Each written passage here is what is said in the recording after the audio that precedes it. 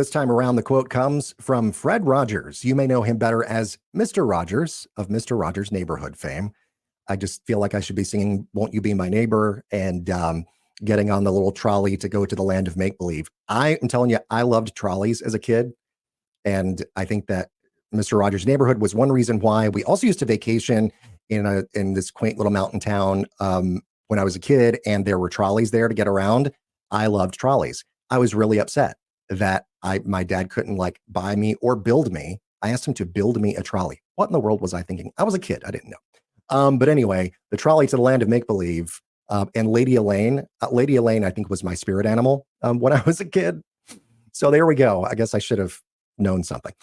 Anyway, so Mr. Rogers said this one time, and I love it.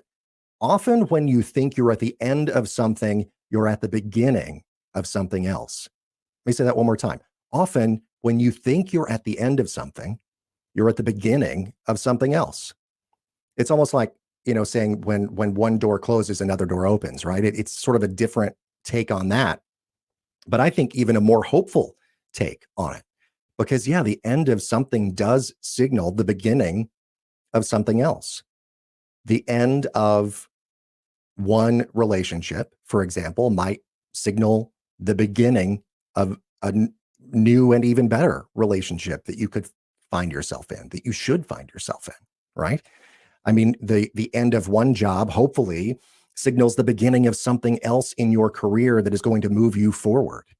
Even if you look at your situation right now, and even if, say, it's a job change or a change of scenery, a change of cities that you have to move for whatever reason, even if it doesn't on the surface look as if it's a positive change in the moment, give it time. Because in the end, you might have to go through some pains, through some learning curve, through some growing pains, in other words, to get to where you need to be and to get to where you're supposed to be in life. But a lot of times, as Dolly Parton says, if you want the rainbow, you got to put up with the rain, right?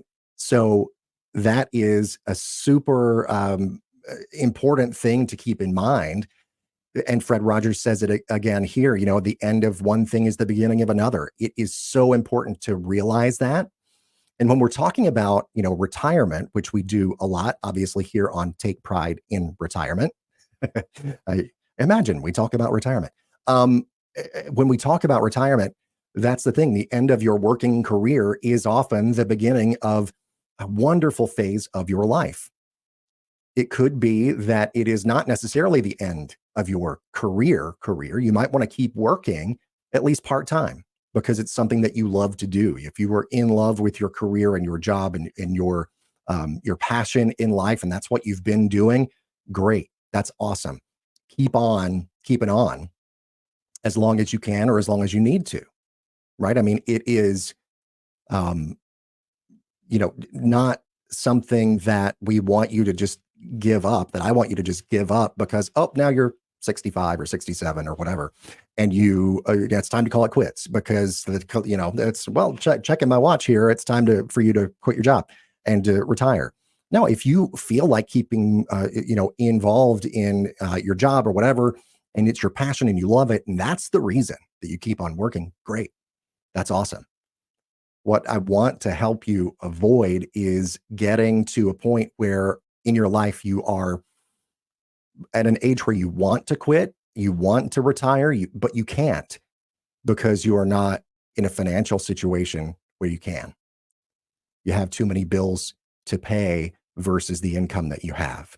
I want to help get you set up with an income stream, actually with multiple income streams for your retirement years so that you can be comfortable in your retirement, so that you can make sure that you can do the things that you want to do in those retirement years. So if you want to keep working, great. If you don't want to keep working, we want to help get you set up with an income stream, and actually with more than one, to make sure that you are set in your retirement years. The more income streams you can have, the better.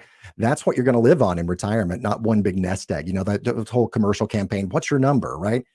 Having a big nest egg number, one big, number, let's say your goal has always been, I'm going to have $500,000 saved up for my retirement. I'm going to have a million or 2 million or 3, whatever your uh, goal happens to be, that's great. Have that goal.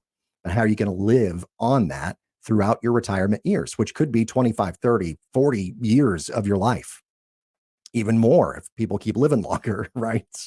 So that is the goal, is to give you that income that how you're going to live each and every month, and you're going to be great no matter what happens.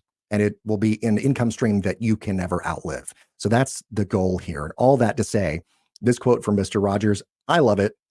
I hope you love it and get something out of it as well. And of course, it's me. So I had to work a little Dolly Parton in there as well. At least a little mention of Dolly. Couldn't get away without doing that this week.